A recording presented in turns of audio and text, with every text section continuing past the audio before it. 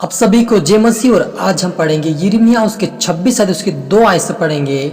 यहोवा यूं कहता है, यहोवा के भवन के आंगन में खड़ा होकर यहूदा के सब नगरों के लोगों के सामने जो यहोवा के भवन में दंडवत करने को आए, ये वचन जिनके विषय उनसे कहने की आज्ञा मैं तुझे देता हूँ, कह दे, उनमें से कोई वचन मत रख छोड़। संभव है कि वे सुनकर अपनी अपनी बुरी चाल से फिरे और मैं उनकी हानि करने से पछताऊं, जो उनके बुरे कामों के कारण मैंने ठाना था। इसलिए तू उनसे कहा, यहोवा यूं कहता है, यदि तू मेरी सुनकर मेरी व्यवस्था के अनुसार जो मैंने तुमको सुनवा दी है ना चले और ना मेरे दास भविष्यवक्ता के वचनों पर कान ना लगाओ, जिन्हें मैं तुम्हारे पास यत्न करके भेजता आया हूँ, परंतु तुमने उनकी नहीं सुनी, तो मैं इस भवन को सीलों के समान उजाड़ दूंगा और इस नगर का ऐसा सत्यानाश कर दूंगा कि पृथ्वी की सारी जातियां के लोग उसकी उपमा दे देकर साफ दिया करेंगे। हालेलुया। हम छोटी सी दुआ करें। धन्यवाद प्रभु पवित्र आत्मा पिता परमेश्वर, आज के वचन की तरह हम हर एक से बातें करें पिता, जितने देखना सुनो उनको तेरे आत्मा सौंपता आपने प्रभु जी। पवित्र आत्मा मेरी मुख से सहायता मत करे, प्रार्थना यीशु नाम में आमीन। तो मेरे अजीजों, यहाँ पर परमेश्वर यहोवा ने यिर्मयाह से कहा कि जो वचन मैं तुझे देता हूँ वो जाकर यहोवा के भवन में खड़ा होकर सुना, नगर नगर और देश देश लोगों से कहा सुना, इनको एक भी वचन अपने जीवन में मत छिपा, जो भी सच्चाई है सारी सच्चाई को तू लोगों को सुना। अगर वो सुनकर मेरे वचनों को सुनकर उस वचन पे कान लगाकर मेरी सुनकर अपनी चाल से फिरेंगे तो मैं पछताऊंगा। जो काम उन्होंने जो बुरा किया है, जो मेरे नज़र में उन्होंने पाप किया, उनको मैं क्षमा कर दूंगा।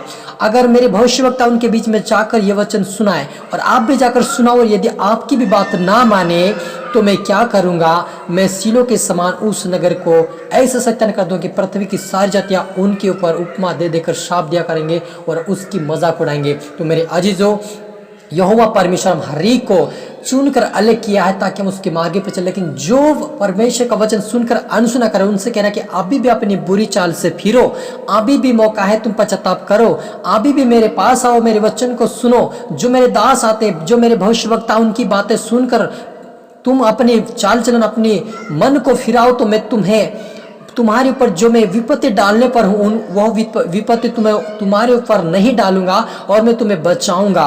और जो कोई नहीं मानेगा, मेरे वचनों के ऊपर कान नहीं लगाएगा, तो उस जाति को, उस देश देश और नगर नगर को मैं सत्यानाश करूंगा। तो मेरे अजीजों, हमने अभी देखा कि पिछले साल में किस प्रकार से सत्यानाश हो गया। कई देशों में महामारी बीमारी फैल गई थी और आने वाले समय में भी ऐसा हो सकता है। इसलिए आज का वचन जो आपके जीवन में आया है, तो इसे सुनकर आप मन फिराएं और पश्चाताप करें, अंगीकार करें कि परमेश्वर आने वाली विपत्ति आपके ऊपर ना आए। मैं परमेश्वर का दास के होने के नाते मेरे पास बहुत सारे वचन आते हैं कि मैं उत्तर दिशा से मैं सभी लोगों के ऊपर मैं दंड दूंगा और बीमारी महामारी फैलाऊंगा, लेकिन जो मेरे लोग होंगे, जो मेरे वचन के निमित्त चलेंगे, उनको मैं बचाए रखूंगा, उनके ऊपर मेरा हाथ बना रहेगा। तो मेरे अजीजों, आप वचनों के निमित्त आज्ञाकारी होकर चले। प्रभु आपको आशीष दे। हम प्रार्थना करें। ओ रूहाना रबा सेखे रे बेबे रूहाना रबा, पवित्र आत्मा हरि को छू और बले तेरे आत्मा से मस्सा से भरपूर मेरे खुदा। आज का वचन हरि को जिनको बदले, हृदय को बदले। आज का वचन इनके जो में डर और भय लेकर आए, आपके डर आपके भय में चला, आपके मार्ग में चला, आपके राज्य के लिए बने बेटा।